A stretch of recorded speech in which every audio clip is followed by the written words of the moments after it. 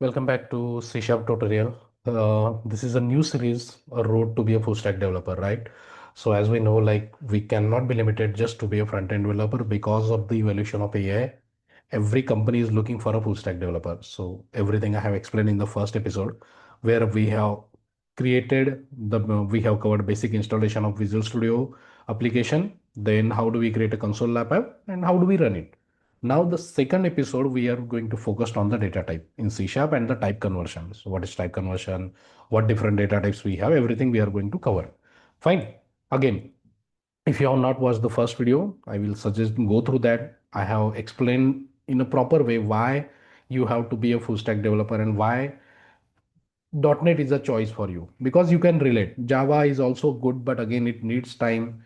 You need to have that patience also because in Java, if let's say if we focus .NET and Java, .NET you can easily cover in 2 months, but for Java it will need a minimum 6 months to cover because it's a vast language and it has the proper learning curve which take times. Okay. Now, the second episode we are going to focus on the data type. So in first episode we have created this console app. Now static void main I have explained like this is the default code which will run by default, right? You don't have to run it by default. This will static void main will run. Now, so here, how do we create the variables and what are the data types available in C#?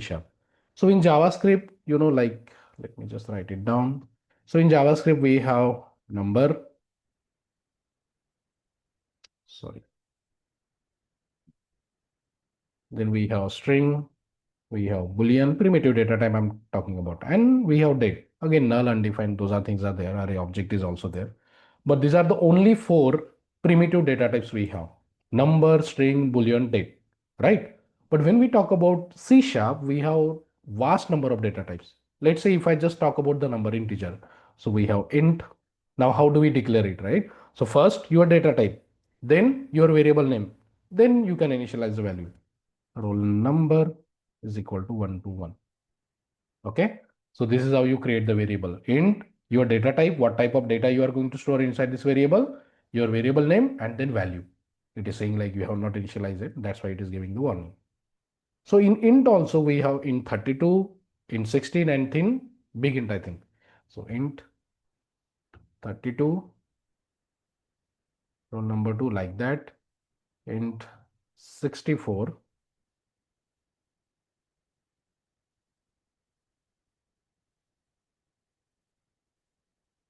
Okay, sorry, begin mean nothing but in 64. Okay, so see, just in int we have int in 32, in 64, and int. Getting it? So each data type has various range, key how much data it can accumulate. Like that, we have this. Okay, again the rules and the same thing follow over here. Let's say this variable I'm trying to change the value, and if I provide the value string, it will give you error because the container is string and you are trying to assign the value. Sorry, container is integer and you are trying to assign the value of what it is saying, unnecessary assignment. Yeah. Okay. So see, if I try to insert the string value, it will give you error like cannot implicitly convert string into int because the data type is so it will only allow integer type of data getting stored over there. Okay. Then in JavaScript, you have number only. If you want to store the float value, still it will go into number. But here we have dedicated data type if you want to store the decimal point value. So double price like this. We have double, then decimal is also there. Okay. So we have separate data type for storing the floating point or decimal point of value. Either you can go with double or either you can go with decimal. Okay. Then these are for what basically we have number over here. Here we have two int and the double. Okay. Then string. So here also we have string.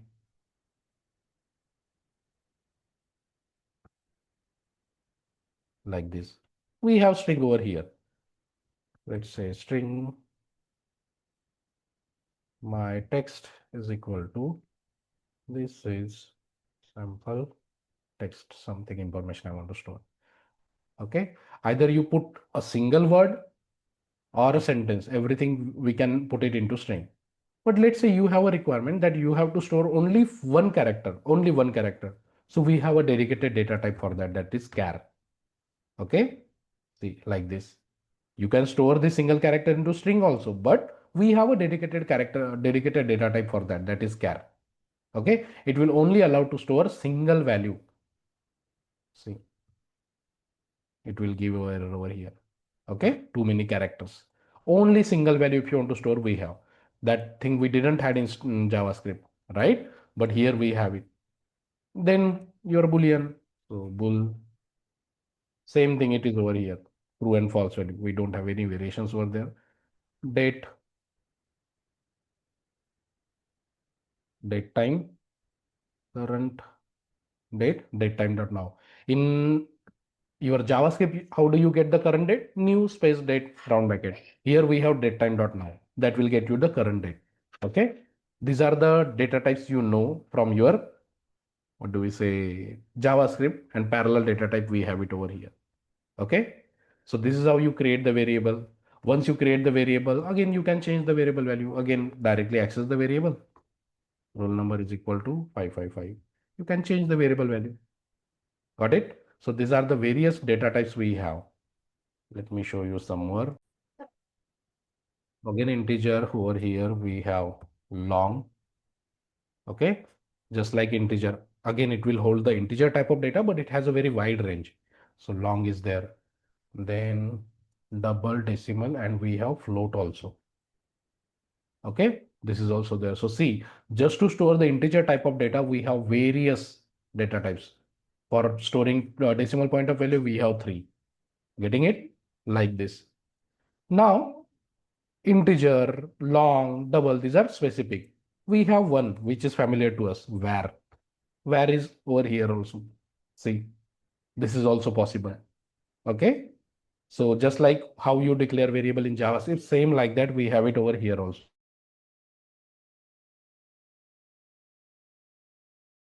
Clear?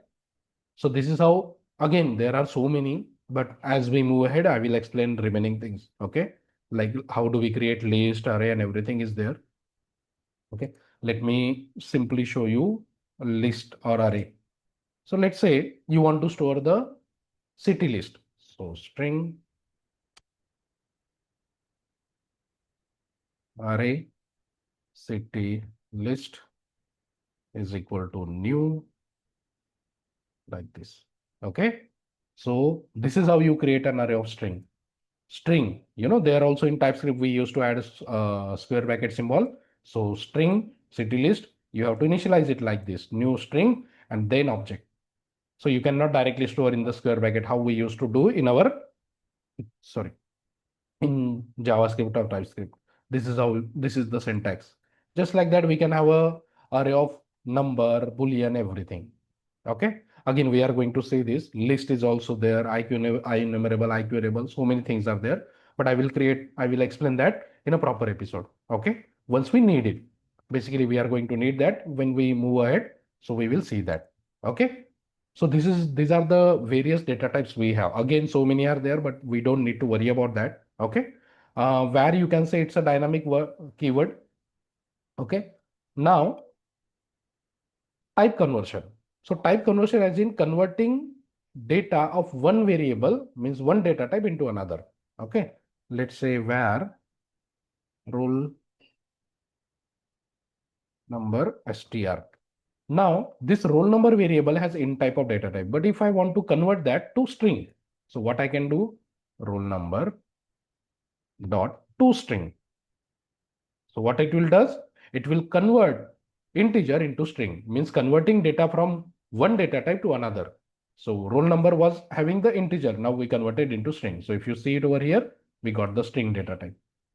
Okay. Then let's say, what do we have, that convert dot to int or convert dot something is there. Let me find that. So let's say we have product price value, and inside that I have value in string format. So if you can see in this variable, I have stored the number, but it is enclosed in the double quote. So obviously it will point to the string, right? Now let's say I want to convert this string value into number. Okay, so where price is equal to convert, there are methods, convert dot to int, where you want to convert 32, 64, you need where you want to convert, let's say 22, and you can pass the variable. Now, if in this variable you actually have the string value, means integer value, why it is giving error? I think it is already declared. Yeah, price 44.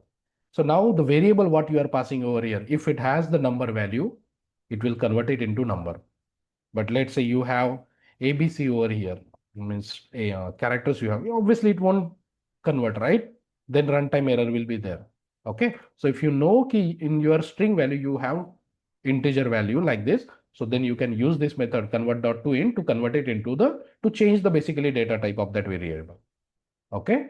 So this is a basic overview of the type conversion to int to 32 int dot parse int. So many ways are there. We will use as we move ahead. Okay. So these are the various data types we have, and this is the type conversion. Now let's say how do we access it? Let's try to console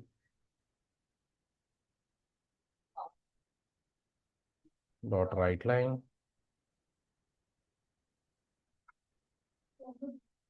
roll number plus roll number value, our variable value roll number.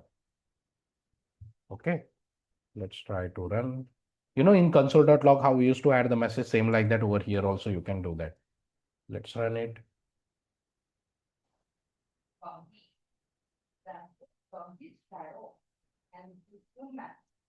See, roll number 555. This 55 is coming from here. So initially the variable value was something else, 1 to 1. Then we change the variable value. Okay. So this is that. Okay. Again, you know that in JavaScript, we used to learn operators, less than, greater than, plus, minus, everything stays the same. Let me provide you an example. Let's say int num1 is equal to 12. Sorry. Int num2 is equal to 22. And if I want to get the sum of it, sum is equal to num1 plus num2. Then I want to print it. Console write line, sorry, like this. Let's see the sum.